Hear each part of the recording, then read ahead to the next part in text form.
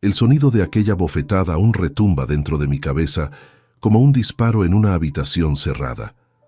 No fue solo el golpe contra la mejilla de mi hija lo que heló la mesa entera aquella noche de agosto. Fue el aplauso que vino después, el aplauso de una madre celebrando la violencia de su hijo como si fuera un acto de justicia. Antes de continuar, suscríbete al canal, activa la campanita porque todos los días tenemos nuevas historias.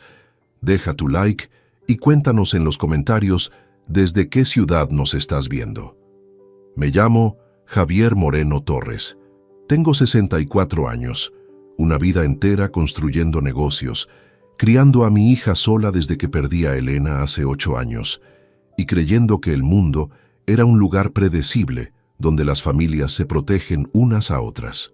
Aquella noche del 17 de agosto de 2023, comprendí con una claridad brutal que había vivido todos esos años completamente ciego. Era el cumpleaños de Beatriz, mi única hija. 32 años recién cumplidos, arquitecta brillante, con ese talento que heredó de su madre para ver belleza donde otros solo ven concreto y ladrillos. Yo había preparado una cena en mi casa, nada ostentoso, solo la familia cercana. Beatriz llegó con su esposo Óscar Navarro Gil, un hombre de 35 años que trabajaba como gerente comercial en una empresa de tecnología. Alto, de traje impecable, sonrisa ensayada. También vino Pilar Gil Serrano, la madre de Óscar, una mujer de 62 años con ese aire de superioridad que algunas personas confunden con elegancia. La mesa estaba puesta con el mantel que Elena bordó años atrás. Velas encendidas. Vino tinto de una bodega de La Rioja que guardaba para ocasiones especiales. Todo parecía transcurrir con normalidad. Conversábamos sobre proyectos, sobre el clima, sobre naderías que llenan los silencios incómodos entre personas que no se conocen realmente. Entonces Beatriz mencionó algo sobre un proyecto arquitectónico que le habían encargado para remodelar un edificio histórico en el centro de la ciudad. Habló con esa pasión que siempre tuvo por su trabajo, con los ojos brillando como cuando era niña, y me contaba sus sueños. Óscar la interrumpió a mitad de frase. «Ya basta, Beatriz», dijo con una voz que intentaba sonar calmada, pero que destilaba desprecio. «Nadie quiere escuchar los detalles aburridos de tu trabajo». Mi hija bajó la mirada. Vi cómo sus dedos apretaban la servilleta sobre su regazo. No respondió. Simplemente se calló como quien ha aprendido a tragar palabras para evitar algo peor. Yo sentí una punzada en el pecho, pero no dije nada, no todavía. Pilar rió con esa risa incómoda de quien celebra algo cruel. «Los hombres no entienden esas cosas de decoración», dijo con tono condescendiente.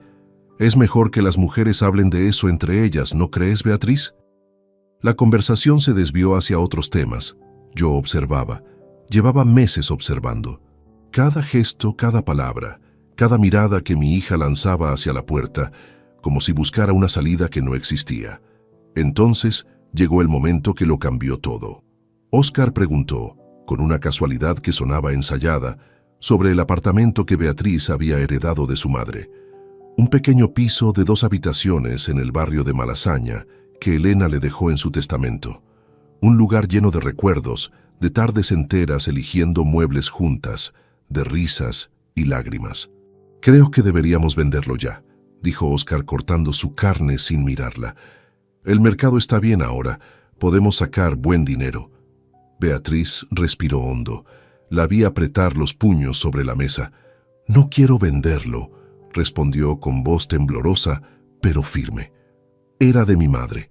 Es lo único que me queda de ella». El tenedor de Óscar golpeó el plato con un sonido metálico que resonó en el comedor. «¿Disculpa?», dijo él, girando lentamente la cabeza hacia ella. Sus ojos se habían vuelto duros, fríos. «Acabas de decirme que no». «Óscar, por favor», susurró Beatriz. «No aquí». «No aquí», repitió él elevando la voz. «¿Dónde entonces? Llevamos meses hablando de esto. Ese apartamento solo acumula gastos. Necesitamos ese dinero». «Tú necesitas ese dinero», respondió Beatriz con una valentía que no le había visto en años. Yo no voy a vender los recuerdos de mi madre para pagar tus deudas. El silencio se volvió denso, amenazante. Pilar dejó su copa de vino con un golpe seco. Óscar se levantó de la silla tan bruscamente que ésta casi cayó hacia atrás. ¿Mis deudas?, gritó. ¿Te atreves a hablarme así delante de tu padre y de mi madre? Se acercó a ella con pasos rápidos. Yo me incorporé a medias, pero algo me detuvo. Una voz interna que me dijo: «Espera, esto es lo que necesitas ver». Óscar agarró el brazo de Beatriz con fuerza y la sacudió. Ella intentó zafarse. «Suéltame», dijo con voz quebrada. Entonces ocurrió. Su mano abierta se estrelló contra la mejilla de mi hija, con un sonido seco que cortó el aire. La cabeza de Beatriz giró por el impacto. Un mechón de pelo cubrió su rostro enrojecido. Y entonces, en medio del silencio atónito que siguió, escuché el aplauso. Pilar aplaudía lentamente con una sonrisa satisfecha en los labios. «Así se hace», dijo con aprobación. «Las mujeres necesitan aprender cuándo callarse. Bien hecho, hijo». Algo dentro de mí se rompió en ese instante. No fue rabia. Fue claridad absoluta. Me levanté despacio, sin hacer ruido, sin gritar. Beatriz me miraba con los ojos llenos de lágrimas que no derramaba, con vergüenza, con miedo, con una súplica silenciosa. Óscar respiraba agitadamente, la mano todavía en el aire. Metí la mano en el bolsillo de mi saco y saqué el teléfono móvil. Marqué un número que llevaba 6 meses esperando usar. 3 tonos, una voz familiar al otro lado. «Miguel», dije con voz pausada, «activa el protocolo. Envío ubicación ahora». Óscar me miró con desprecio. «¿A quién llamas, viejo? ¿A la policía? Esto es un asunto familiar». No le respondí. Simplemente lo miré fijamente mientras enviaba mi ubicación exacta. Pilar soltó una carcajada nerviosa. «Por favor», como si alguien fuera a venir por un simple golpe correctivo. Dejé el teléfono sobre la mesa. Me acerqué a Beatriz y puse mi mano sobre su hombro tembloroso. Los siguientes 15 minutos fueron los más largos de mi vida. Nadie se movió. Óscar caminaba de un lado a otro intentando justificarse, diciendo que ella lo había provocado, que estaba bajo mucha presión en el trabajo, que yo no entendía cómo eran las relaciones de pareja modernas. Pilar bebía vino como si nada hubiera pasado, pero sus ojos saltaban nerviosos entre la puerta y yo.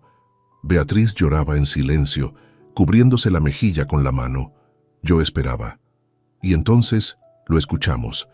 El sonido inconfundible de vehículos deteniéndose frente a la casa. Pasos firmes acercándose. Y finalmente, el sonido metálico de la perilla de la puerta principal, comenzando a girar lentamente.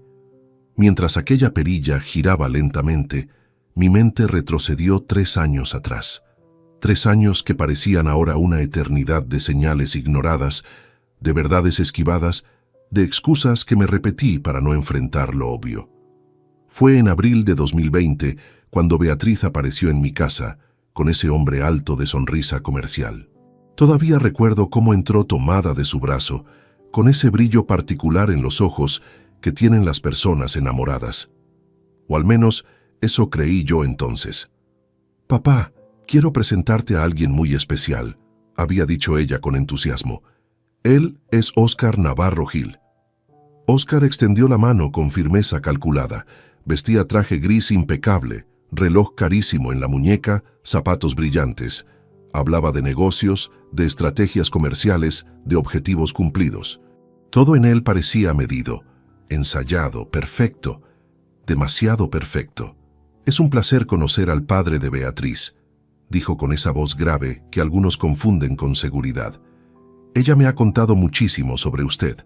Durante aquella primera cena, yo busqué razones para desconfiar y no encontré ninguna concreta. Solo una sensación vaga, un instinto que susurraba advertencias sin palabras claras. Pero Beatriz estaba feliz. Reía más que en meses anteriores. Hablaba de planes futuros con ilusión renovada. Yo no quise ser ese padre sobreprotector que arruina la alegría de su hija por meras corazonadas. Qué equivocado estaba.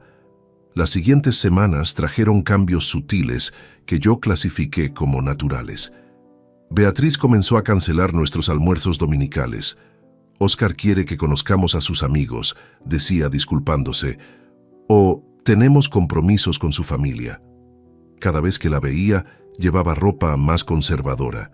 Los vestidos coloridos que Elena le había enseñado a combinar fueron reemplazados por blusas cerradas, faldas oscuras, colores neutros. ¿Nuevo estilo?, le pregunté una tarde. Óscar dice que así me veo más profesional, respondió ella evitando mi mirada. Más seria para reuniones con clientes importantes. Debí insistir entonces.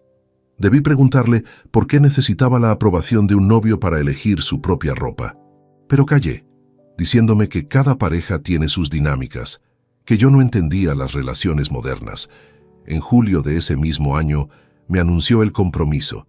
6 meses conociendo a ese hombre y ya hablaban de boda.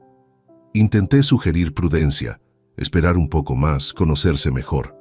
Óscar interrumpió con una sonrisa que no alcanzaba sus ojos. Con todo respeto, don Javier, cuando uno sabe que encontró a la persona correcta, no tiene sentido postergar la felicidad. La boda se celebró en febrero de 2021, una ceremonia íntima en un hotel del centro. Yo caminé con Beatriz hasta el altar sintiendo que entregaba algo precioso a manos equivocadas. Ella lucía hermosa en su vestido blanco, pero había algo apagado en su expresión. Sonreía para las fotografías con una sonrisa que conocía bien, la misma que usaba de niña cuando fingía estar bien después de una pesadilla. ¿Estás segura, cariño?, le susurré antes de entregarla. Estoy segura, papá, respondió apretando mi brazo. Él me cuida mucho. Esa palabra, cuida, como si fuera un objeto frágil que necesita supervisión constante, en lugar de una mujer adulta capaz de cuidarse sola. Los meses posteriores convirtieron mis sospechas en certezas dolorosas. Beatriz dejó de visitarme sin Óscar presente. Cuando venían juntos, él respondía preguntas dirigidas a ella. Controlaba las conversaciones, dirigía los temas, decidía cuándo era hora de marcharse. Ella asentía, callaba, obedecía. Una tarde de noviembre de 2021, Beatriz llegó con mangas largas a pesar del calor inusual. Se sentó con cuidado, evitando ciertos movimientos. Yo preparé café y observé cómo sostenía la taza con ambas manos como si necesitara algo firme que la anclara. ¿Todo bien en casa?, pregunté intentando sonar casual. Perfecto, respondió demasiado rápido. Óscar está bajo presión en el trabajo, pero nada grave. ¿Y tú? ¿Cómo están tus proyectos? Ella bajó la vista. He reducido mi carga laboral. Óscar piensa que trabajo demasiado, que descuido otras responsabilidades. El café se me volvió amargo en la boca. Beatriz, tu trabajo siempre fue tu pasión. Las prioridades cambian cuando te casas, papá, dijo repitiendo palabras que claramente no eran suyas. Una buena esposa sabe equilibrar. Quise gritar, quise sacudirla y recordarle quién era antes de ese matrimonio. Pero el miedo me paralizó. Miedo a que si presionaba demasiado, ella se alejaría completamente. Miedo a confirmar lo que ya sospechaba y no saber cómo manejarlo. Durante 2022, las visitas se espaciaron aún más. Llamadas telefónicas breves, siempre con Óscar de fondo. Excusas constantes. Yo empecé a inventar razones para pasar cerca de su apartamento, esperando cruzarla por casualidad. Algunas veces la veía caminando sola hacia el mercado, la mirada perdida, los hombros caídos como quien carga un peso invisible. Una mañana de diciembre, 2022, sonó mi timbre a las 7 de la mañana. Abrí encontrando a Beatriz temblando en el umbral. Traía un abrigo sobre el pijama y zapatillas desparejas. «Perdona la hora, papá», susurró. «Solo necesitaba verte». La hice pasar. Preparé té caliente. Ella se acurrucó en el sofá donde solía sentarse de niña cuando tenía pesadillas y venía a buscar consuelo. «¿Qué pasó?», pregunté sentándome a su lado. «Nada», respondió mirando la taza humeante. «Solo tuvimos una discusión. Necesitaba caminar». Pero yo vi el temblor en sus manos, vi cómo evitaba mi mirada, vi el pequeño moretón amarillento asomándose bajo el cuello del abrigo, Beatriz, dije con voz temblorosa, si algo te está pasando, no me pasa nada. Me cortó abruptamente. Óscar tiene razón, soy demasiado sensible, malinterpreto las cosas. Se marchó 1 hora después cuando él llamó buscándola. Regresó corriendo como quien teme las consecuencias de una ausencia prolongada. Yo me quedé en casa con una certeza helada creciendo en mi pecho. Mi hija estaba atrapada, y yo, por cobardía disfrazada de respeto, había permitido que la jaula se cerrara llave por llave. Esa fue la última vez que elegí el silencio cómodo sobre la verdad incómoda. Porque 3 meses después, en marzo de 2023, todo cambiaría definitivamente. Marzo de 2023 llegó con lluvias persistentes que convertían las calles de Madrid en espejos grises. Hacía 5 meses que no veía a Beatriz en persona. Solo llamadas breves, mensajes escuetos, excusas variadas pero siempre con el mismo trasfondo. Óscar estaba ocupado, tenían compromisos, ella no se sentía bien. Decidí presentarme sin avisar. Era domingo por la tarde cuando toqué el timbre de su apartamento en Chamartín. Esperé largo rato escuchando movimientos apresurados al otro lado de la puerta. Voces bajas intercambiando frases que no alcancé a distinguir. Finalmente, abrió Beatriz. Vestía un suéter de cuello alto color beige y pantalones holgados. El cabello recogido en una cola desarreglada. Palideció al verme. «Papá», dijo, forzando una expresión de sorpresa. «No sabía que vendrías. Por eso vine sin anunciarme», respondí intentando mantener un tono ligero. «Pasaba cerca y quise saludarte».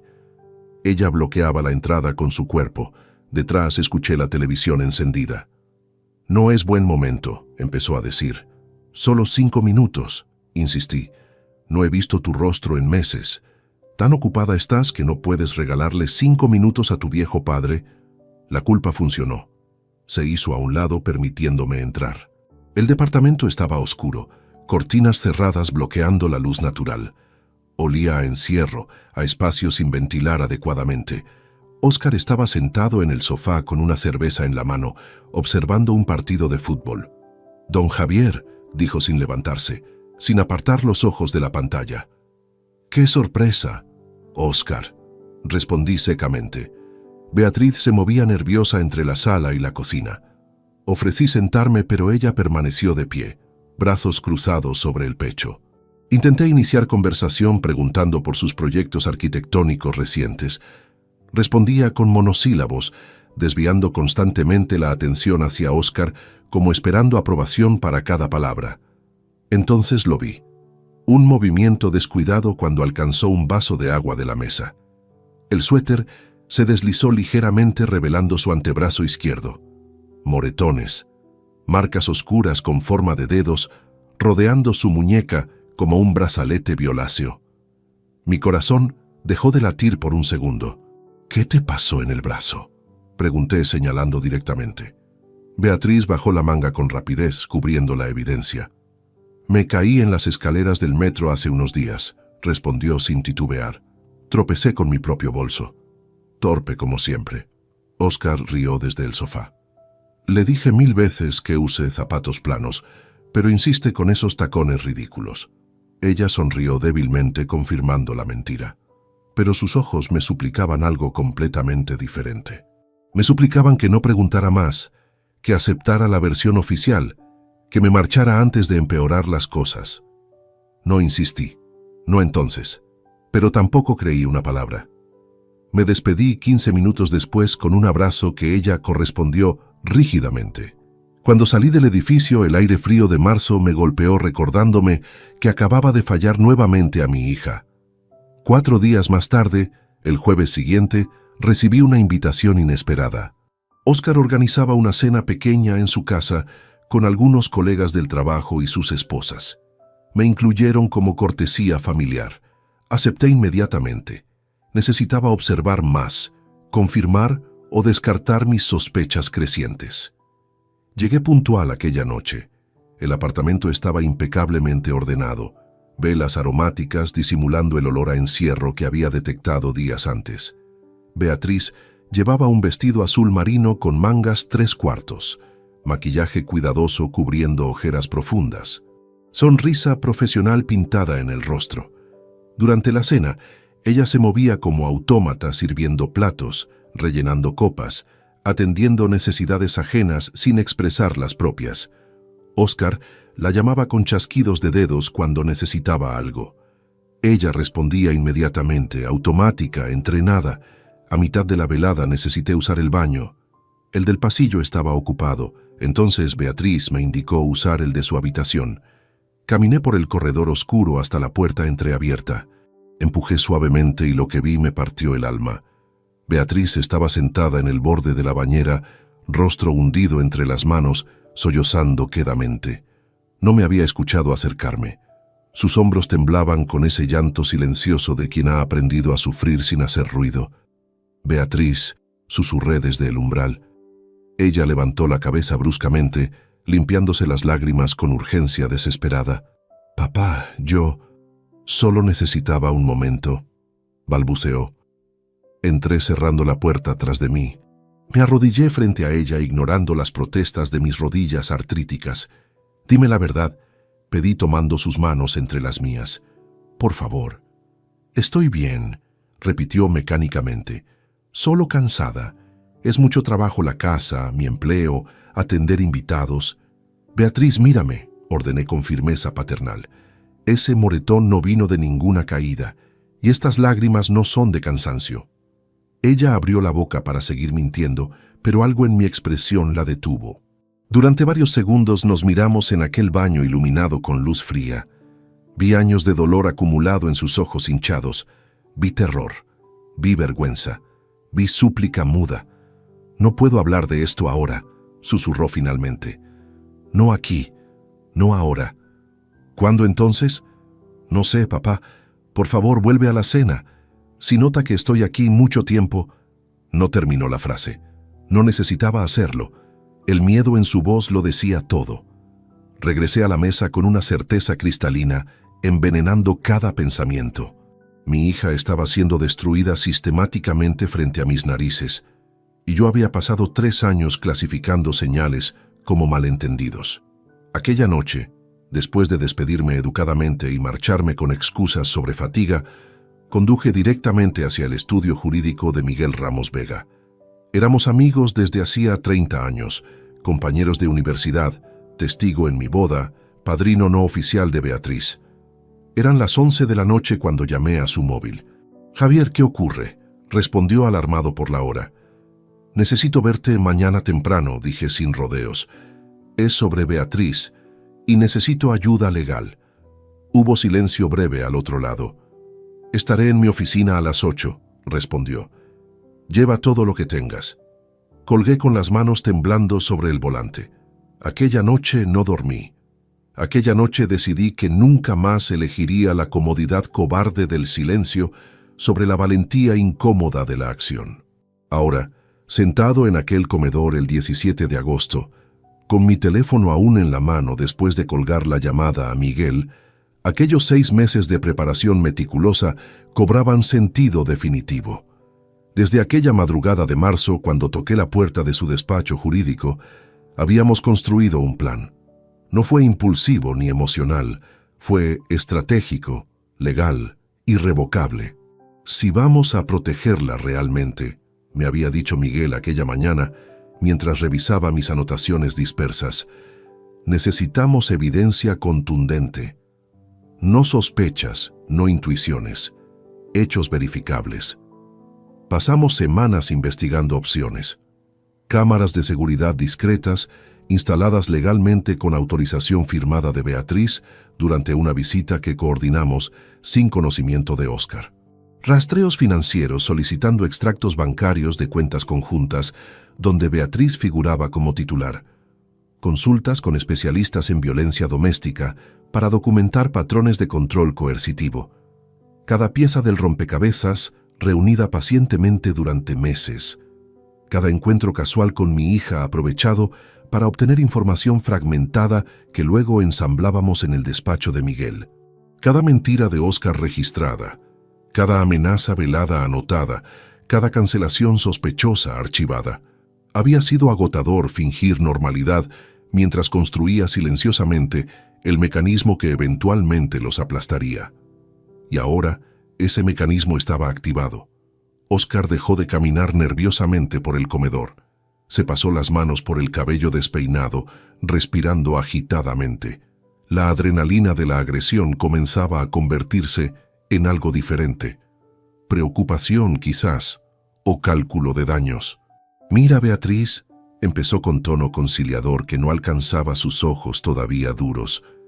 «Perdóname. Tuve un día horrible en la oficina. El jefe me presionó sobre unos números que no cuadran y yo descargué mi frustración contigo. No debí hacerlo».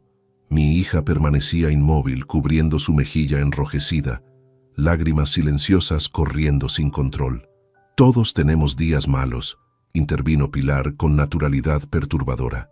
«Los matrimonios pasan por estas cosas. Beatriz sabe que su marido la adora.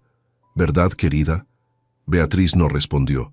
Miraba fijamente el mantel bordado por su madre muerta, probablemente deseando desaparecer dentro de esos hilos antiguos. Oscar se acercó intentando tocarla. Ella se encogió instintivamente. Él retiró la mano como si hubiera tocado fuego. «No me tengas miedo», dijo con irritación creciente. «Fue solo un golpe. Ni siquiera te dejé marca». Mentira. La marca estaba allí, rojiza, hinchándose lentamente bajo sus dedos temblorosos. «Además», continuó Oscar ganando confianza mientras interpretaba mi silencio como pasividad, «tú tampoco eres una santa. Me provocaste hablando de las malditas deudas delante de todos. ¿Qué esperabas que hiciera? ¿Quedarme callado mientras me humillas frente a tu padre?» Pilar asintió vigorosamente. «Exactamente. Una esposa debe guardar ciertos temas para la intimidad del hogar. Ventilar problemas financieros en público es falta de respeto grave». Escucharlos reescribir la realidad en tiempo real resultaba fascinante de forma macabra. La bofetada se convertía en reacción justificada. La víctima se transformaba en provocadora. El agresor asumía el papel de incomprendido bajo presión laboral. Yo seguía sin pronunciar palabra, solo observaba. El teléfono descansaba sobre la mesa junto a mi plato intacto. Había enviado la ubicación exacta. Había activado el protocolo ensayado durante meses. Ahora solo restaba esperar.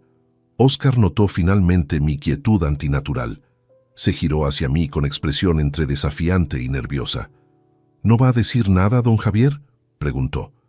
«Solo va a quedarse ahí sentado juzgándome con la mirada». «Estoy esperando», respondí con voz tranquila que contrastaba brutalmente con la tormenta rugiendo dentro de mi pecho. «¿Esperando qué?», escupió él. «¿Una disculpa formal?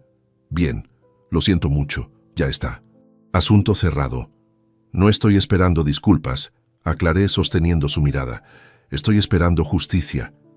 Pilar soltó una risa estridente. «¿Justicia? Por favor, esto es un asunto privado entre esposos. Métase en sus propios problemas, viejo».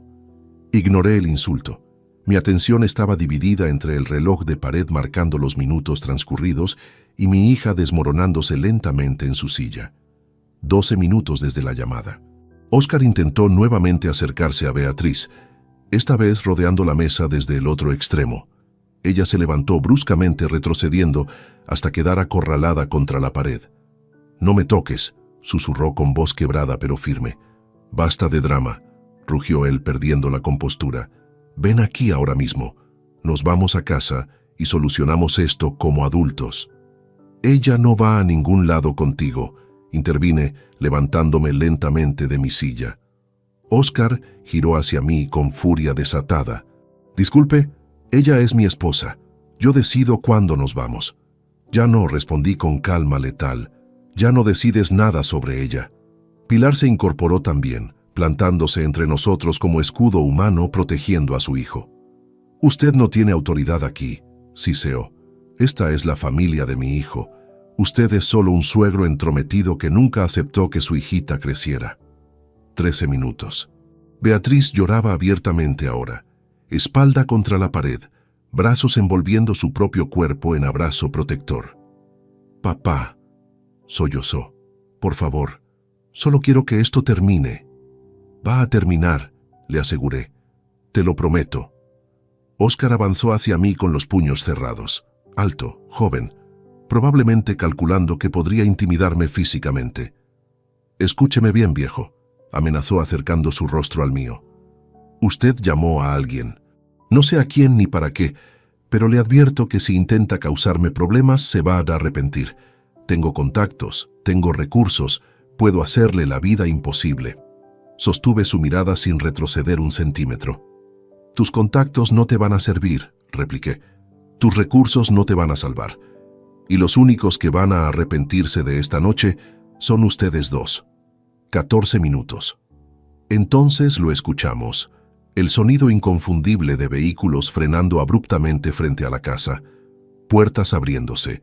Pasos firmes aproximándose por el sendero de entrada. El rostro de Óscar perdió color. Pilar dejó de hablar a mitad de una frase venenosa. Beatriz levantó la cabeza, ojos hinchados fijos en la puerta principal. Y yo, finalmente, permití que una sonrisa pequeña y satisfecha tocara mis labios. La perilla metálica comenzó a girar lentamente mientras el mundo que conocían se preparaba para colapsar definitivamente. La puerta se abrió de golpe.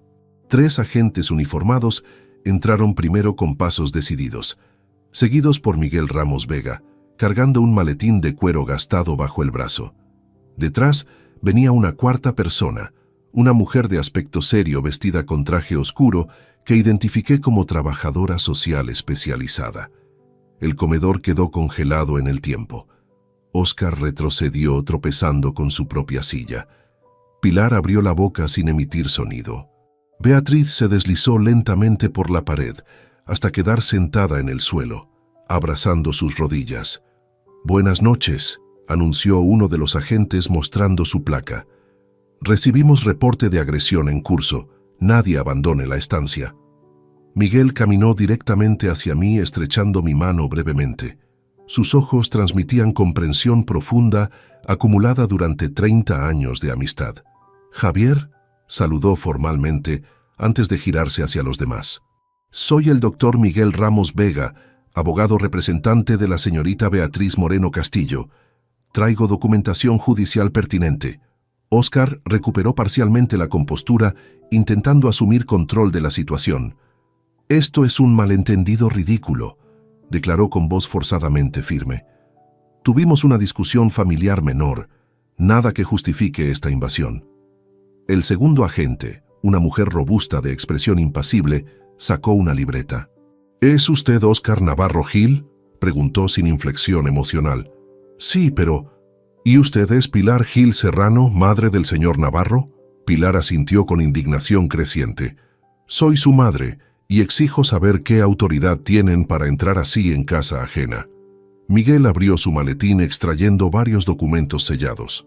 «Orden judicial firmada esta tarde por la magistrada Sánchez del Juzgado de Violencia sobre la mujer número 3», explicó mostrando los papeles. «Autoriza entrada inmediata ante denuncia de agresión con testigo presencial». «¿Testigo?», bufó Óscar. «¿Quién demonios?» «Yo», respondí desde mi posición junto a la mesa. «Presencié directamente cómo golpeaste a mi hija, y no es la primera ocasión». «Mentira», gritó él. «Usted está inventando...». «No invento nada», lo interrumpí con frialdad glacial. «Tengo pruebas». Miguel asintió extrayendo una tablet del maletín. La encendió mostrando la pantalla al agente principal. «Durante los últimos 4 meses», explicó Miguel con tono profesional, «se instalaron dispositivos de vigilancia en esta residencia con pleno consentimiento legal de la señorita Moreno, copropietaria del inmueble. Todo documentado ante notario». El mundo de Óscar comenzó a desmoronarse visiblemente. Su rostro transitó del rojo furioso al blanco ceniza. Eso es ilegal», tartamudeó. «No puede grabar dentro de mi casa sin mi permiso». «Su casa», corrigió Miguel, «está registrada 50% a nombre de Beatriz Moreno Castillo. Ella tiene derecho legal absoluto de instalar medidas de seguridad en su propio domicilio. Firmó autorización el 14 de abril de 2023. Recordé perfectamente aquel día. Había llevado a Beatriz a desayunar aprovechando que Óscar viajaba por trabajo. Entre lágrimas contenidas, le expliqué mi plan. Ella resistió inicialmente por terror a las consecuencias, pero finalmente aceptó firmar los documentos necesarios en el despacho notarial de Miguel. Las cámaras han registrado múltiples incidentes durante este periodo, continuó Miguel, reproduciendo fragmentos de video en la tablet, incluyendo los eventos de esta noche. Desde mi ángulo alcancé a ver la pantalla. Allí estaba todo capturado con nitidez brutal, la discusión escalando, Óscar levantándose amenazante, la bofetada cruzando el rostro de Beatriz. Y lo peor, el aplauso obsceno de Pilar celebrando la violencia. El agente observó las imágenes con expresión cada vez más severa. Cuando el video mostró a Pilar aplaudiendo, levantó la vista hacia ella con disgusto apenas contenido. «Señora, usted presenció esta agresión y no solo no intervino, sino que la celebró», preguntó con incredulidad profesional. Pilar palideció, pero intentó mantener la fachada. «Eso está sacado de contexto. Mi hijo estaba disciplinando». «¿Disciplinando?», repitió la agente femenina con tono cortante. «¿Llama disciplina a golpear a una mujer adulta?». «Ella es su esposa», respondió Pilar con arrogancia desafiante. «Los matrimonios tienen sus propias dinámicas privadas que personas externas no comprenden». La trabajadora social, quien había permanecido silenciosa hasta entonces, se acercó a Beatriz acuclillándose junto a ella. «Señorita Moreno», dijo con gentileza firme, «¿necesita atención médica?». Beatriz negó con la cabeza sin levantar la vista del suelo. «¿Puede mostrarme dónde la golpearon?». Beatriz apartó lentamente la mano de su mejilla, revelando la marca rojiza, hinchándose progresivamente. La trabajadora fotografió la lesión con su teléfono móvil desde varios ángulos. «Agresión física evidente», dictaminó. «Requiere evaluación forense completa». Óscar intentó acercarse a Beatriz. Dos agentes lo bloquearon inmediatamente. «Permanezca donde está», ordenaron. «Es mi esposa», protestó desesperado. «Tengo derecho a hablar con ella». Miguel consultó otro documento. «A partir de este momento», anunció con autoridad legal, «entra en vigor orden provisional de protección. El señor Óscar Navarro Gil tiene prohibido acercarse a menos de 500 metros de la víctima, contactarla por cualquier medio o acceder a domicilios donde ella se encuentre». «Esto es absurdo», rugió Óscar. «No pueden separarme de mi mujer por un malentendido estúpido». «No es malentendido», intervino el agente principal. «Es delito de violencia de género en contexto doméstico. Queda usted detenido». Sacó las esposas metálicas. Óscar retrocedió chocando contra la pared. «No, ustedes no entienden. Ella me provocó. Llevamos días discutiendo por dinero y yo...». Se detuvo abruptamente, dándose cuenta de que cada palabra lo hundía más profundamente.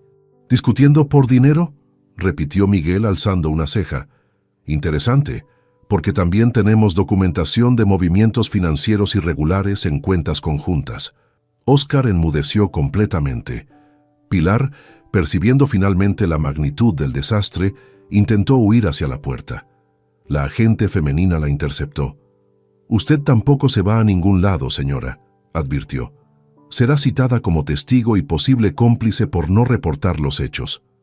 «¿Cómplice?», chilló Pilar. «Yo no hice nada». «Exactamente», respondió la trabajadora social con desprecio apenas velado. «No hizo nada mientras su hijo agredía a una mujer indefensa. Y peor aún, lo celebró. Eso la convierte en parte del problema». Esposaron a Óscar mientras recitaban sus derechos.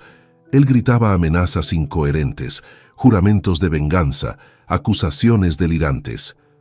Todo grabado, todo documentado, todo sumándose al expediente que lo enterraría. Me acerqué finalmente a Beatriz. Me arrodillé junto a ella ignorando el dolor agudo en mis articulaciones. Tomé su rostro entre mis manos arrugadas. «Ya pasó», susurré. «Ya terminó». Ella se derrumbó contra mi pecho sollozando con una intensidad que parecía desgarrarle el alma entera. 32 años de vida y apenas ahora empezaba a respirar libremente. Los 3 días posteriores a aquella noche transcurrieron en una vorágine de declaraciones, trámites legales y revelaciones que destrozaban pedazo por pedazo la fachada que Óscar había construido durante años. Beatriz se instaló nuevamente en mi casa, en su antigua habitación que había mantenido intacta desde que se casó. La primera mañana despertó sobresaltada gritando, creyendo que él estaba allí. Tardé 20 minutos en calmarla, recordándole que las rejas ahora lo separaban de ella. El lunes por la tarde, Miguel llegó con 2 cajas de cartón repletas de documentación. Las colocó sobre la mesa del comedor con expresión grave. «Beatriz», dijo sentándose frente a ella, «hay cosas que tu padre y yo descubrimos durante la investigación. Necesitas conocerlas todas». Ella me miró con ojos asustados. Yo asentí animándola silenciosamente. Miguel extrajo el primer folder, extractos bancarios de la cuenta conjunta que compartían desde el matrimonio. Durante los últimos 18 meses, comenzó Miguel señalando cifras marcadas con resaltador amarillo. Óscar retiró sistemáticamente 1.200 euros mensuales de esta cuenta sin tu conocimiento, transferencias siempre realizadas cuando tú estabas trabajando. Beatriz observaba los números como si fueran jeroglíficos incomprensibles. ¿A dónde iba ese dinero?, susurró. Miguel colocó otro documento. Registro de actividad en plataformas de apuestas deportivas online. Apostaba compulsivamente, reveló. Fútbol principalmente, pero también baloncesto, carreras de caballos. Perdió aproximadamente 21.000 euros en total durante 2 años. El rostro de Beatriz perdió todo color. Recordé cómo Óscar siempre justificaba gastos, diciéndole que eran inversiones comerciales necesarias. «Hay más», continuó Miguel, con delicadeza profesional que no lograba ocultar su disgusto. «Tenemos evidencia de relaciones extramatrimoniales». Colocó impresiones de conversaciones de WhatsApp, mensajes explícitos con 2 mujeres diferentes, fotografías comprometedoras, promesas idénticas hechas a ambas sobre dejar a su esposa cuando el momento fuera apropiado. Beatriz leyó algunos mensajes antes de apartar los papeles con náusea visible. «¿Durante cuánto tiempo lo supieron ustedes?», preguntó con voz temblorosa, dirigiéndose a mí. «Desde abril», confesé. «Contraté un investigador privado después de verte llorar en aquel baño. Él recopiló toda esta información durante 5 meses. «¿Por qué no me dijiste nada?», reclamó con dolor evidente. «Porque necesitábamos pruebas contundentes», intervino Miguel. «Si te lo hubiéramos contado antes, sin documentación legal sólida, Óscar habría negado todo. Te habría convencido de que estabas paranoica, que tu padre mentía para separarte de él. Conocemos ese patrón». Tenía razón, yo lo sabía. Pero ver el sufrimiento en el rostro de mi hija, por haber sido dejada en la ignorancia mientras reuníamos evidencias, me destrozaba igualmente. «Además», agregó Miguel extrayendo otro expediente, «Óscar tenía control legal sobre muchos de tus bienes. Este documento muestra que firmaste un poder notarial hace 2 años, otorgándole capacidad para vender o hipotecar propiedades registradas a tu nombre». Beatriz palideció aún más. Él dijo que era trámite rutinario para agilizar gestiones bancarias. Yo confiaba. «Lo sabemos», la tranquilicé tomando su mano. «Por eso Miguel ya inició los procedimientos para revocar ese poder inmediatamente. Presentamos solicitud urgente el mismo viernes pasado», confirmó Miguel. «El juzgado aprobó la revocación esta mañana. A partir de ahora, Óscar no tiene ninguna autoridad sobre tus cuentas, propiedades o decisiones financieras». Beatriz hundió el rostro entre las manos. Sus hombros temblaban conteniendo sollozos. «Fui tan estúpida», murmuró. «Tan ciega». «No fuiste estúpida», repliqué con firmeza. «Fuiste manipulada por alguien experto en destruir la autoestima ajena. Eso no te hace débil, te hace humana». Miguel sacó más documentos. Facturas médicas de visitas a urgencias que yo desconocía. 3 en total durante el último año. Todas con diagnósticos vagos. Contusiones por caída, esguince por tropiezo, hematoma accidental. Guardé copias de los informes, admitió Beatriz avergonzada. Los escondí dentro de libros viejos, pensando que algún día tendría valor para usarlos. Pero nunca lo tuve. Ahora sí los usaremos, aseguró Miguel. Son evidencia documental del patrón de violencia sostenida. Durante las siguientes 2 horas revisamos absolutamente todo. Cada mentira documentada, cada amenaza registrada, cada euro robado contabilizado. El imperio de control que Óscar había edificado sobre los cimientos del miedo se derrumbaba página por página. También encontramos esto, dije finalmente entregándole un sobre manila que había guardado para el final. Deudas que Óscar contrajo usando tu nombre sin autorización. 18.000 euros en préstamos rápidos con intereses abusivos. Beatriz abrió el sobre temblando. Contratos firmados con su nombre falsificado torpemente. Las firmas ni siquiera se parecían a la suya real, pero las entidades prestamistas poco verificaban cuando alguien presentaba documentación de identidad robada. ¿Cómo consiguió mis datos?, preguntó horrorizada. Acceso completo a tu documentación personal, explicó Miguel. Fotografió tu DNI, memorizó tu número de seguridad social, conocía tus respuestas de seguridad bancarias, lo típico en casos de control coercitivo económico. Pero yo tendré que pagarlos, comprendió ella. Están a mi nombre. No necesariamente, contradijo Miguel. Presentaremos denuncia por suplantación de identidad. Con las pruebas que tenemos de que vivías bajo coacción, podemos argumentar que esas deudas son fraudulentas. Llevará tiempo, pero las combatiremos todas. Beatriz respiraba entrecortadamente, procesando el alcance completo de la traición. Pasé 3 años durmiendo junto a alguien que no conozco en absoluto, susurró. 3 años creyendo que me amaba. Te usaba, corregí con dureza necesaria. Hay diferencia fundamental. Miguel cerró las cajas guardando cuidadosamente cada documento. Beatriz, dijo con seriedad, lo que viene ahora será difícil. Juicios, testimonios, enfrentar a Óscar y su madre. Pero quiero que sepas algo. Ya ganaste. El simple hecho de estar aquí, libre, rodeada de quienes realmente te protegen, significa que ya venciste. Ella asintió débilmente. Lucía exhausta, derrotada, pero también había algo nuevo en sus ojos. Una chispa diminuta, determinación naciente. Aquella noche, después de que Miguel se marchara, Beatriz y yo cenamos sopa caliente en silencio. Antes de retirarse a dormir, se detuvo en el umbral. «Papá», dijo sin voltear, «gracias por no rendirte cuando yo ya me había rendido». No pude responder. El nudo en mi garganta lo impedía. Simplemente asentí sabiendo que ella no me veía, pero sintiendo que me comprendía. La investigación policial tomó un giro inesperado cuando la fiscal asignada al caso, la doctora Carolina Ibáñez, descubrió inconsistencias financieras que trascendían la violencia doméstica. Era jueves por la mañana, 5 días después de la detención, cuando recibimos su llamada urgente.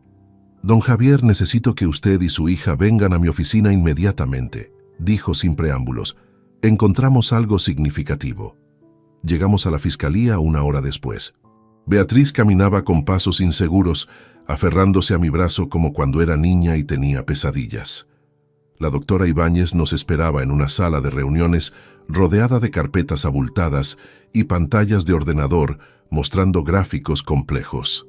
«Señorita Moreno», comenzó sin rodeos, al revisar las cuentas bancarias de su esposo, descubrimos movimientos sospechosos vinculados a empresas fantasma registradas en paraísos fiscales. Transferencias grandes, facturaciones falsas, dinero moviéndose entre cuentas que existen solo en papel. Beatriz me miró desconcertada. «No entiendo. Óscar trabajaba en tecnología, vendía software empresarial. Esa era su cobertura», explicó la fiscal abriendo uno de los expedientes. Pero paralelamente operaba junto a su madre un esquema de extorsión y lavado de capitales. Empresas ficticias que facturaban servicios inexistentes, blanqueando dinero de origen ilícito. «¿Pilar también?», pregunté incrédulo. «Ella era quien gestionaba las transacciones principales», confirmó la doctora Ibáñez mostrando registros mercantiles. «Figura como administradora de 4 sociedades limitadas fantasma. Óscar captaba clientes. Ella procesaba el dinero sucio convirtiéndolo en aparentemente legítimo». Beatriz palideció comprendiendo las implicaciones. «Y yo», comenzó con voz quebrada. «Usted era la fachada perfecta», completó la fiscal. Arquitecta respetable, sin antecedentes, perfil irreprochable. Él la usó para dar credibilidad ante entidades bancarias. Firmó documentos pensando que eran contratos laborales normales cuando realmente la incorporaban como testaferro sin su conocimiento.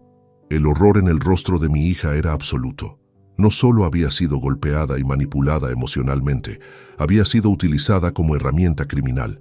Pero hay algo más, continuó la doctora Ibáñez con expresión grave. Después de que el caso se hizo público, 3 mujeres se presentaron voluntariamente. Exparejas de Óscar de años anteriores, todas con historias escalofriantemente similares a la suya. Colocó 3 fotografías sobre la mesa. Mujeres jóvenes, profesionales, rostros marcados por sufrimientos evidentes. Laura Méndez, 30 años, enfermera, mantuvo relación con Óscar entre 2017 y 2019. Denunció violencia física, pero retiró los cargos bajo presión. Sandra Ortega, 28 años, contadora. Relación durante 2016. Hospitalizaciones por lesiones que él justificaba como accidentes. Y Nuria Vidal, 33 años, profesora. Relación más corta en 2015, terminó cuando él intentó estrangularla. Beatriz sollozó cubriendo su boca con ambas manos. No estaba sola. Nunca había estado sola. Óscar era depredador serial que perfeccionaba sus técnicas con cada víctima. Todas ellas aceptaron testificar, informó la fiscal. Sus testimonios fortalecen enormemente el caso. Demuestran patrón de conducta repetitivo, premeditación, escalada progresiva de violencia. Durante la siguiente hora, revisamos declaraciones desgarradoras, historias idénticas con detalles distintos. Control económico, aislamiento social, degradación psicológica sistemática, violencia física, escalando gradualmente. Y siempre, Pilar presente justificando, minimizando, culpando a las víctimas. «Hay algo que necesito mostrarle específicamente a usted, Beatriz», dijo la doctora Ibáñez, entregándole un pequeño dispositivo USB. «Encontramos esto escondido dentro de un libro en su apartamento durante el registro policial. ¿Lo reconoce?» Beatriz tomó el pendrive con manos temblorosas. Lo observó largamente antes de asentir casi imperceptiblemente. «Lo escondí hace 8 meses», susurró. «Dentro de una enciclopedia médica vieja que sabía que Óscar jamás tocaría». «¿Qué contiene?», preguntó la fiscal, aunque su expresión indicaba que ya lo sabía. «Grabaciones», respondió Beatriz con voz apenas audible. «Durante meses grabé conversaciones con mi teléfono móvil escondido, amenazas, insultos, admisiones de deudas, promesas de que algún día me mataría si lo abandonaba. Lo guardaba como póliza de seguro, pero nunca tuve valentía para usarlo». La fiscal conectó el dispositivo a su ordenador. La sala se llenó con la voz distorsionada de Óscar, profiriendo amenazas venenosas. Escuchar aquello resultaba insoportable. Cada palabra era un latigazo, cada amenaza un puñal. Yo apretaba los puños intentando controlar la furia, mientras Beatriz lloraba silenciosamente. Una grabación particularmente perturbadora capturaba a Óscar diciendo: «Si hablas con tu padre sobre el dinero, te juro que lo lamentarás. Nadie te creería de todas formas. Eres la loca dramática, y yo soy el esposo paciente que aguanta tu histeria». Otra grabación incluía la voz de Pilar: «Mi hijo te da demasiadas oportunidades. Otras mujeres ya habrían aprendido. Mereces lo que recibes por insolente». Había 17 archivos en total, 17 piezas de evidencia irrefutable, documentando meses de tortura psicológica. «Estas grabaciones son legalmente admisibles», dictaminó la fiscal. «Fueron realizadas por la víctima dentro de su propio domicilio, registrando amenazas directas contra su integridad. Son prueba contundente». Salimos de la fiscalía 3 horas después, completamente devastados. Beatriz caminaba como autómata, procesando la magnitud de lo descubierto. No solo había sobrevivido a un agresor, había sobrevivido a una organización criminal entera que la usaba como pantalla. Aquella noche, sentados en mi cocina con tazas de té enfriándose entre nuestras manos, Beatriz rompió el silencio. «Papá», Durante 3 años compartí cama con un monstruo sin saberlo. ¿Cómo pude ser tan ciega? Porque los monstruos no llegan mostrando sus colmillos, respondí. Llegan con flores, promesas y máscaras perfectamente elaboradas. Ella asintió agotada. Mañana vendría otro día de declaraciones, confrontaciones, verdades dolorosas emergiendo. Pero esta noche simplemente permanecimos juntos en silencio. Padre e hija, unidos contra la oscuridad que finalmente empezaba a retroceder. El juicio comenzó el 14 de diciembre de 2023 bajo un cielo plomizo que presagiaba nieve. La sala del juzgado de lo penal número 5 estaba repleta. Periodistas, abogados, curiosos atraídos por el morbo de un caso que había captado atención mediática después de que los detalles del esquema criminal salieran a la luz. Beatriz entró del brazo de Miguel, vestida con traje gris oscuro y el cabello recogido severamente. Había adelgazado notablemente durante los 4 meses transcurridos desde aquella noche de agosto. Yo caminaba detrás, atento a cualquier señal de que necesitara apoyo. Óscar ya estaba sentado junto a su abogado defensor, un hombre corpulento de barba cuidada que cobraba honorarios obscenos por defender lo indefendible. Óscar lucía demacrado. El traje que antes le quedaba impecable ahora colgaba holgado sobre su cuerpo adelgazado. 4 meses en prisión preventiva habían borrado su arrogancia superficial, reemplazándola con desesperación palpable. Pilar ocupaba otro banco con su propia representante legal, una abogada joven que claramente había aceptado el caso por necesidad económica más que por convicción. Pilar mantenía esa expresión altiva que parecía grabada permanentemente en su rostro, como si todavía creyera que saldría victoriosa de este desastre. La magistrada presidenta, Encarnación Sánchez Ruiz, una mujer de 60 años con reputación férrea, llamó al orden golpeando su mazo. El silencio se instaló pesadamente. Durante las primeras 2 horas, escuchamos las acusaciones formales. Fiscal Carolina Ibáñez presentó el caso meticulosamente. Violencia de género agravada, control coercitivo, amenazas reiteradas, lesiones documentadas. Después vinieron los delitos económicos, lavado de capitales, estafa agravada, falsificación documental, asociación ilícita. Cada cargo leído era un martillazo sobre el ataúd donde yacía la vida que Óscar había construido mediante mentiras. Cuando llegó el turno de presentar evidencias, Miguel conectó el proyector mostrando fragmentos de las grabaciones de las cámaras de seguridad. Ver nuevamente aquella bofetada, amplificada en pantalla gigante frente a decenas de personas, resultaba nauseabundo. Escuchar el aplauso de Pilar resonando en la sala provocó murmullos indignados entre los asistentes. Pilar se removió incómoda en su asiento.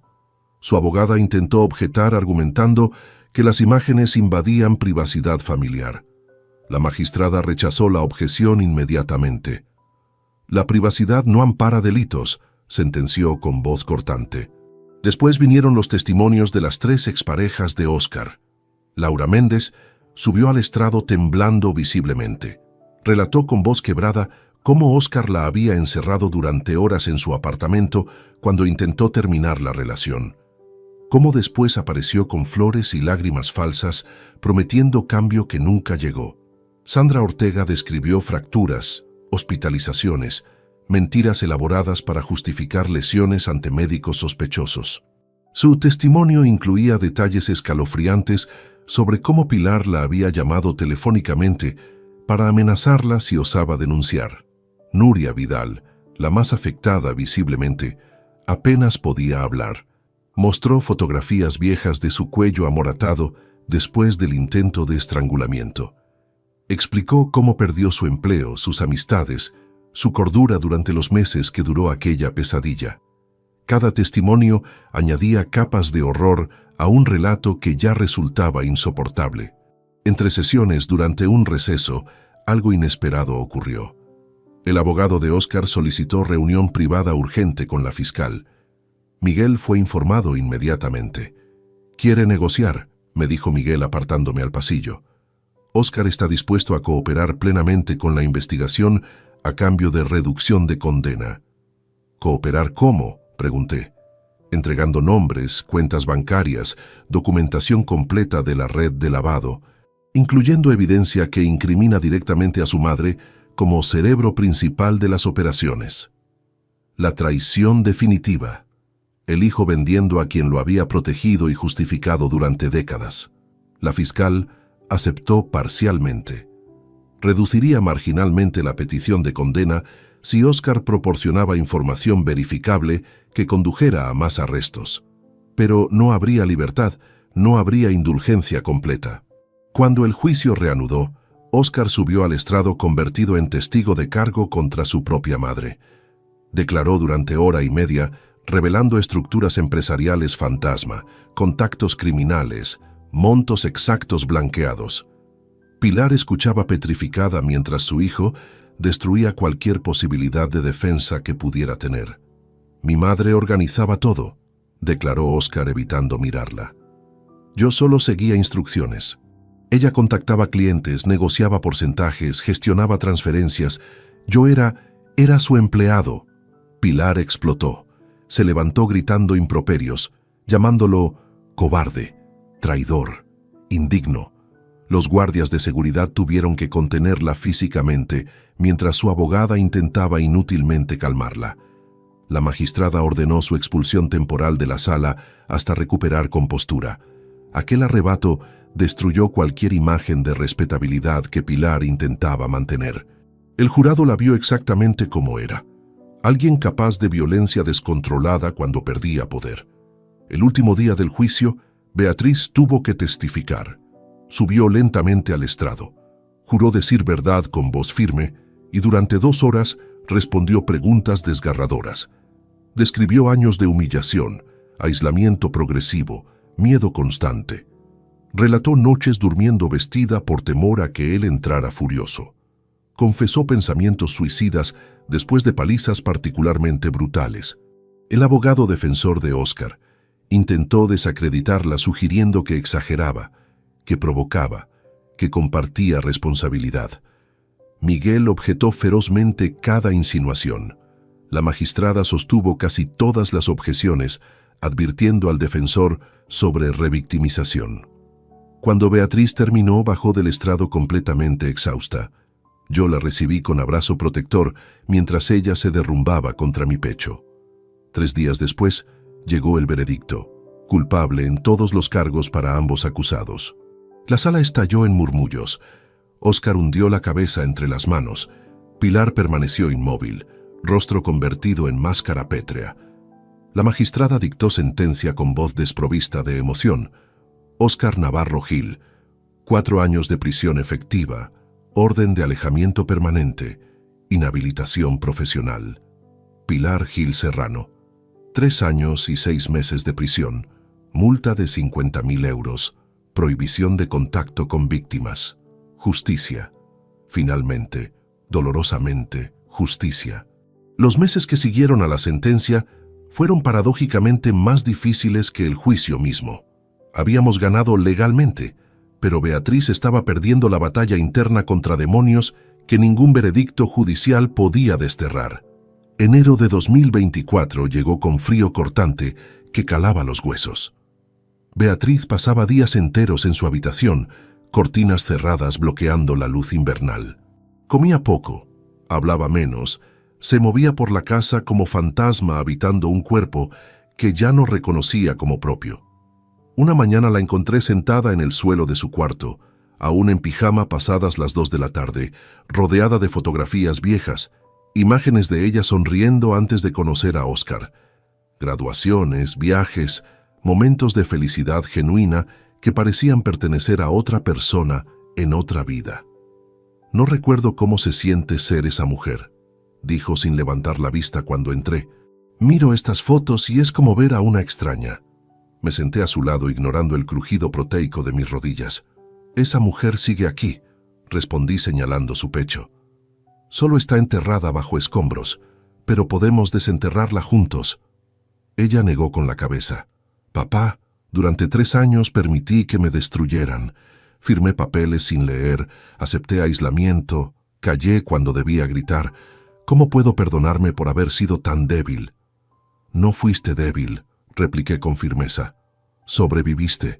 Hay diferencia enorme, pero mis palabras no alcanzaban. La culpa la carcomía desde adentro con eficacia más devastadora que cualquier golpe físico que Oscar pudiera haberle propinado. Esa misma semana, concerté cita con la doctora Amparo Castel, psicóloga especializada en trauma y violencia de género. Su consultorio quedaba en Salamanca, un espacio luminoso con plantas abundantes y colores cálidos que contrastaban con la oscuridad que Beatriz cargaba. La primera sesión duró 2 horas. Beatriz entró reticente y salió llorando, pero era llanto diferente. Llanto que limpiaba en lugar de envenenar. Me preguntó algo que nunca nadie me había preguntado. Me contó en el coche de regreso. Me preguntó si alguna vez, durante todos esos años, él me dio permiso para sentir miedo. ¿Y qué respondiste? Que no, que cada vez que expresaba temor, me decía que exageraba, que mi miedo era manipulación, que inventaba problemas donde no existían. Entonces aprendí a no sentir nada. Comprendí entonces que la recuperación no sería rápida ni lineal. Sería proceso arduo de desaprender años de condicionamiento, de reconstruir percepción de realidad que había sido sistemáticamente distorsionada. Las sesiones continuaron 2 veces por semana.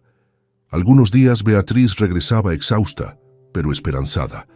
Otros días volvía peor que antes, confrontada con verdades demasiado dolorosas para procesarlas cómodamente. A finales de enero, durante una cena silenciosa, soltó algo que me partió el alma. A veces pienso que prefería cuando vivía con él, susurró mirando su plato intacto. Al menos entonces sabía qué esperar. Este vacío es peor. Esta libertad me aterra porque no sé qué hacer con ella. Dejé caer el tenedor con estruendo involuntario. Beatriz, mírame. Levantó la vista lentamente. Sé que estás sufriendo.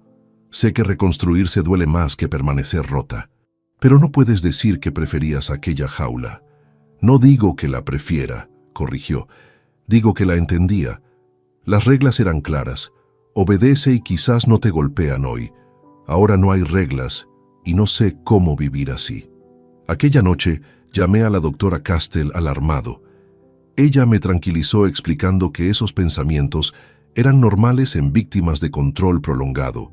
El cerebro añora estructura incluso cuando esa estructura era prisión.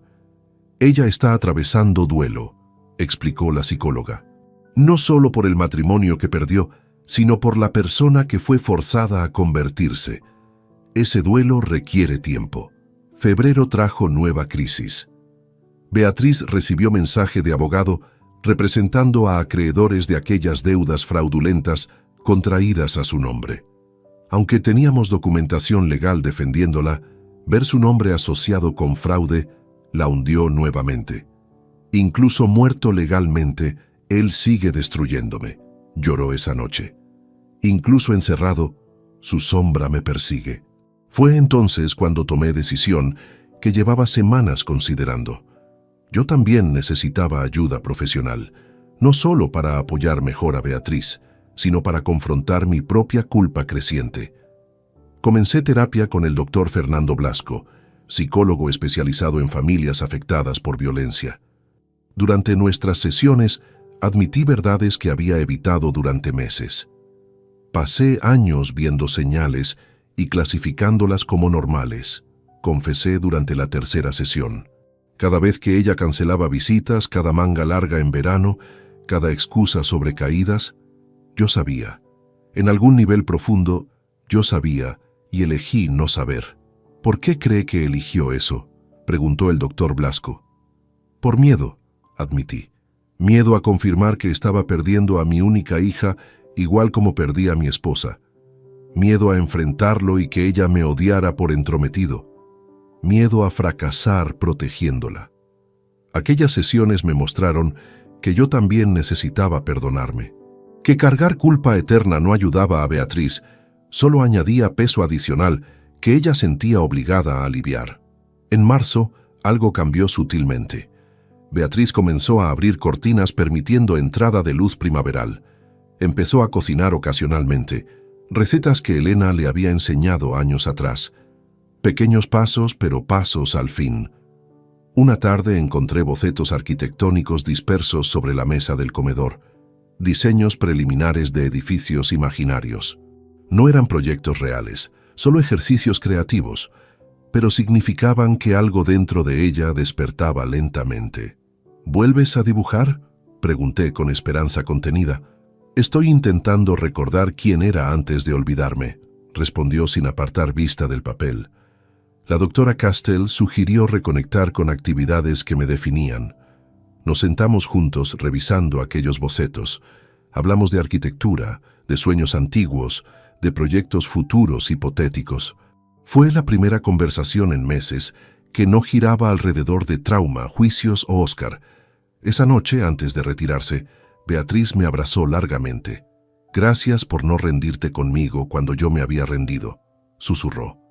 «Jamás me rendiría contigo», respondí. «Eres lo único que me queda de Elena, y eres fuerte, más fuerte de lo que crees». Marzo terminó con sesión particularmente intensa, donde Beatriz finalmente verbalizó algo crucial. «No fue culpa mía», dijo por primera vez sin titubear. Nada de lo que hice justificaba lo que él me hizo. Aquellas palabras simples representaban victoria monumental, el comienzo real de sanación. Mayo de 2024 llegó con primavera tardía que pintaba Madrid de colores renovados. Beatriz llevaba 5 meses en terapia constante y algo fundamental había cambiado en su mirada. La fragilidad seguía allí, pero también brotaba determinación nueva que no había visto desde antes de su matrimonio. Una mañana de miércoles, después de desayunar juntos, tomé decisión que había meditado durante semanas. Llamé a Rodrigo Fuentes, mi socio en la distribuidora de materiales de construcción que fundé 30 años atrás, cuando Beatriz apenas comenzaba la escuela primaria. «Rodrigo, necesito venderte mi parte», anuncié sin preámbulos cuando nos reunimos en su oficina. Él dejó el café a medio camino hacia sus labios. «¿Estás seguro, Javier? Esta empresa es tu legado». «Mi verdadero legado está rota en casa intentando reconstruirse», respondí. «Ella necesita recursos para independizarse completamente. Necesita base sólida que nadie pueda arrebatarle jamás». Rodrigo comprendió inmediatamente. Habíamos sido amigos además de socios durante décadas. Conocía toda la historia, había seguido el juicio, había ofrecido apoyo silencioso cuando más lo necesitábamos. «Te pagaré precio justo», prometió. «Nada de favores ni descuentos». Negociamos durante 2 semanas. Mi participación del 40%, valuada en 210.000 euros. Firmamos escrituras el 20 de mayo ante notario. Cuando recibí la transferencia bancaria, sentí simultáneamente alivio y melancolía. Aquella empresa representaba años de esfuerzo, de madrugadas levantándome antes del alba, de sacrificios que Elena había compartido conmigo, pero también representaba pasado, y Beatriz necesitaba futuro. Esa tarde la senté en el comedor. Coloqué frente a ella documentación bancaria, mostrando nueva cuenta abierta exclusivamente a su nombre. «¿Qué es esto?», preguntó confundida revisando los papeles. «Tu independencia», respondí simplemente. 200.000 euros que nadie excepto tú puede tocar, sin poderes compartidos, sin autorizaciones conjuntas, sin posibilidad de que alguien más acceda. Beatriz palideció observando las cifras. «Papá, no puedes. Esto es demasiado». «No es demasiado», contradije. «Es exactamente lo necesario. Vendí mi parte de la distribuidora. Ya no necesito ese dinero a mi edad. Tú sí. Necesitas capital para reconstruir tu vida profesionalmente, para alquilar oficinas si decides retomar arquitectura, para no depender jamás de nadie». Lágrimas rodaron por sus mejillas.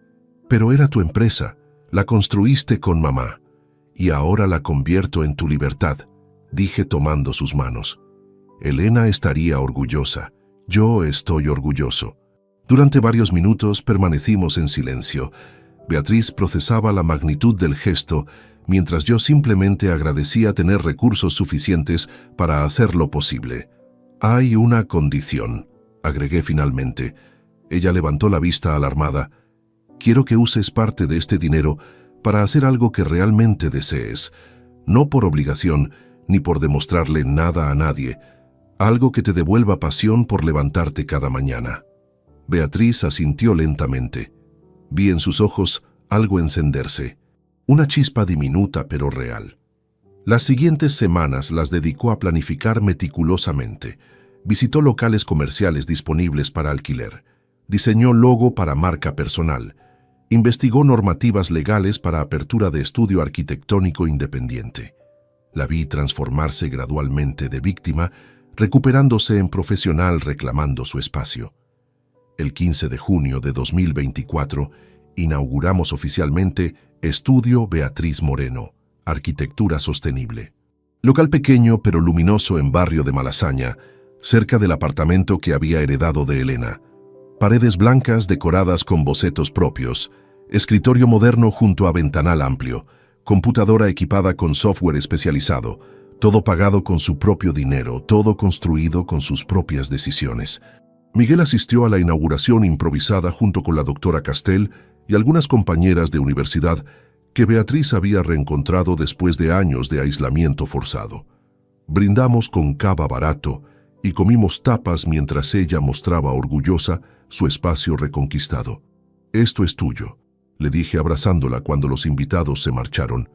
«Nadie te lo dio por lástima, lo conseguiste sobreviviendo».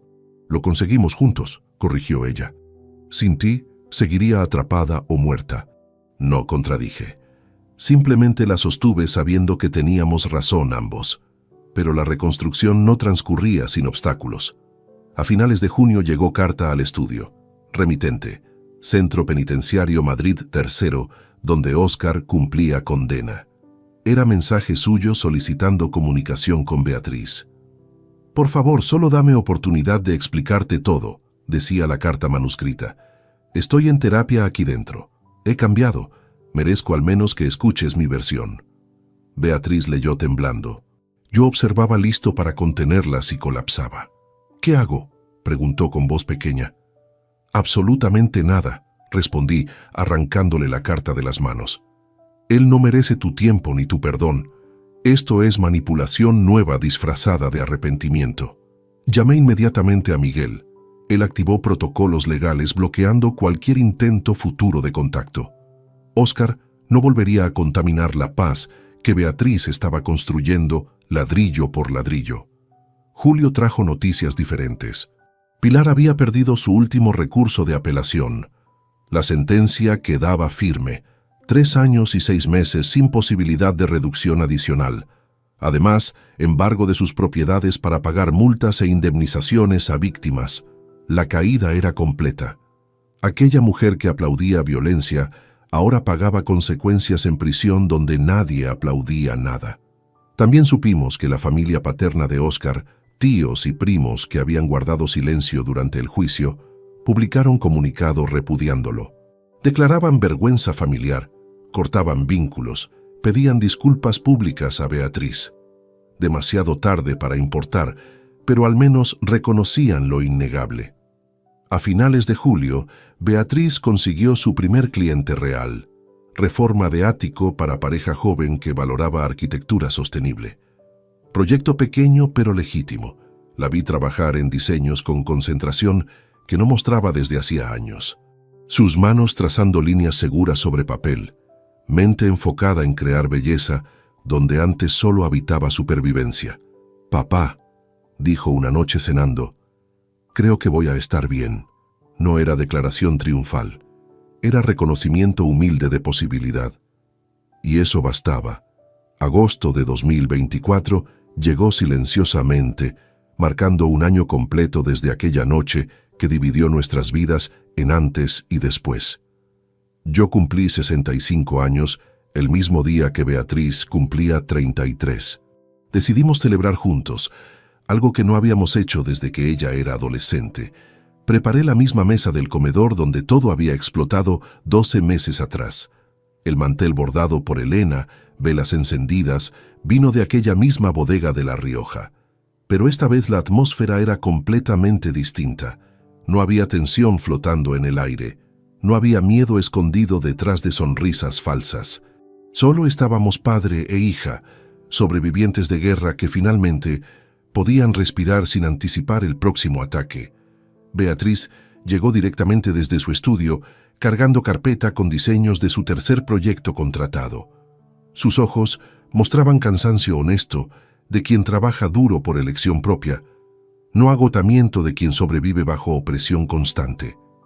Diferencia sutil, pero fundamental. «Feliz cumpleaños, papá», dijo abrazándome largamente. Ya no eran abrazos desesperados de quien se aferra a salvavidas. Eran abrazos cálidos de quien ha recuperado la capacidad de dar afecto sin temer consecuencias. Cenamos despacio conversando sobre trivialidades hermosas. Ella me contó sobre el cliente difícil que finalmente había aprobado sus diseños. Yo le conté sobre el libro que estaba leyendo, novela histórica que Elena habría disfrutado. Hablamos de vecinos, del clima inusualmente cálido, de planes para remodelar la cocina que llevaba décadas sin cambios. No mencionamos a Oscar, no pronunciamos el nombre de Pilar. Ellos ya no merecían espacio en nuestras conversaciones. Existían solo como sombras distantes cumpliendo condenas bien merecidas, irrelevantes para nuestro presente. A mitad de la cena, Beatriz dejó el tenedor con gesto pensativo. «Papá, hay algo que necesito decirte», comenzó. «Algo que la doctora Castell y yo trabajamos durante meses». Esperé sin interrumpir. «Durante mucho tiempo te culpé silenciosamente», confesó. «Pensaba que si hubieras intervenido antes, me habrías ahorrado años de sufrimiento. Estaba enojada contigo por no haberme rescatado más rápido». Sus palabras dolieron, pero no me sorprendieron. Yo mismo me había culpado infinitamente por lo mismo. «Pero ahora entiendo», continuó, «que si me hubieras rescatado sin que yo estuviera lista para recibir ayuda, probablemente habría regresado con él. Habría defendido mi prisión porque todavía la confundía con amor. Tu plan no solo me sacó, me dio herramientas para no volver jamás». Sentí nudo apretándose en mi garganta. «Beatriz, yo debí actuar antes. Eso me perseguirá siempre». «Y yo debí pedir ayuda antes», respondió. «Pero ambos hicimos lo mejor que pudimos con la información y valentía que teníamos entonces. Seguir culpándonos no cambia el pasado, solo envenena el futuro».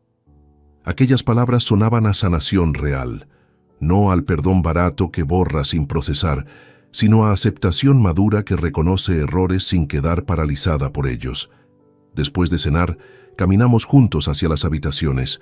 Me detuve frente a uno de los discretos dispositivos de seguridad todavía instalados en el pasillo. Pequeña cámara que durante meses había capturado evidencias salvadoras. «Creo que es momento de quitarlas», dije señalando el aparato. Beatriz asintió. «Ya no las necesitamos». Pasé la siguiente hora desinstalando cada cámara meticulosamente. Beatriz me ayudaba sosteniendo escalera, guardando cables, desmontando soportes. Trabajo silencioso pero simbólico. Estábamos desmantelando el sistema de vigilancia porque finalmente el peligro había pasado. Ya no necesitábamos documentar amenazas. Ya no vivíamos anticipando violencia. Cuando terminamos, guardamos todo en caja que sellé con cinta adhesiva. «Por si algún día necesitamos recordar lo fuertes que fuimos», dije escribiendo fecha en el cartón.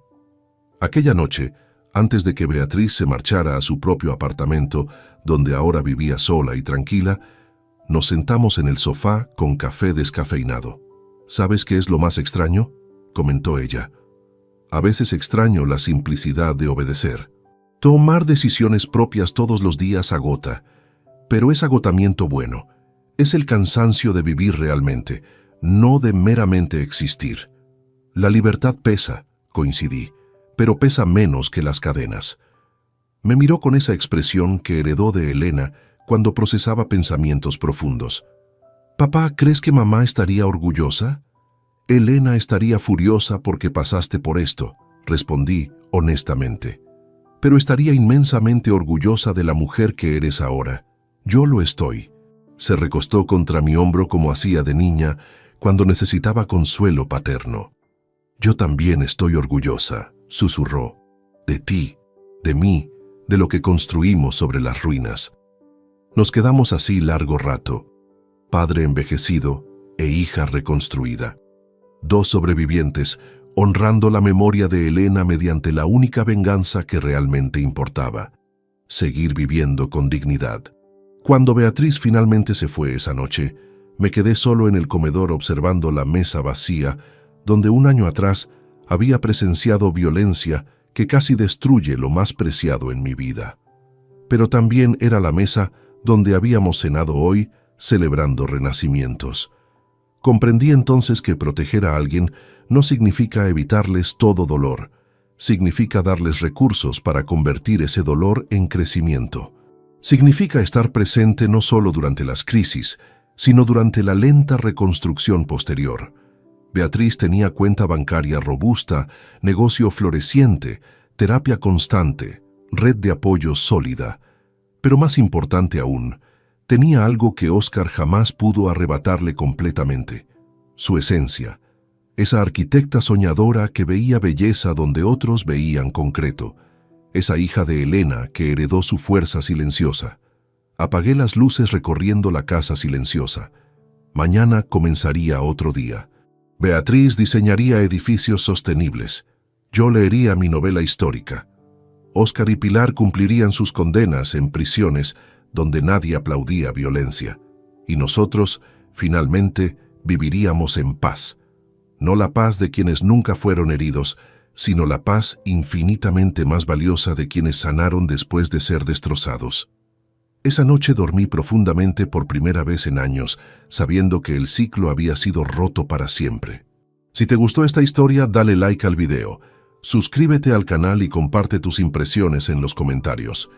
Para escuchar la próxima historia, haz clic en la caja de la izquierda. Gracias por vernos.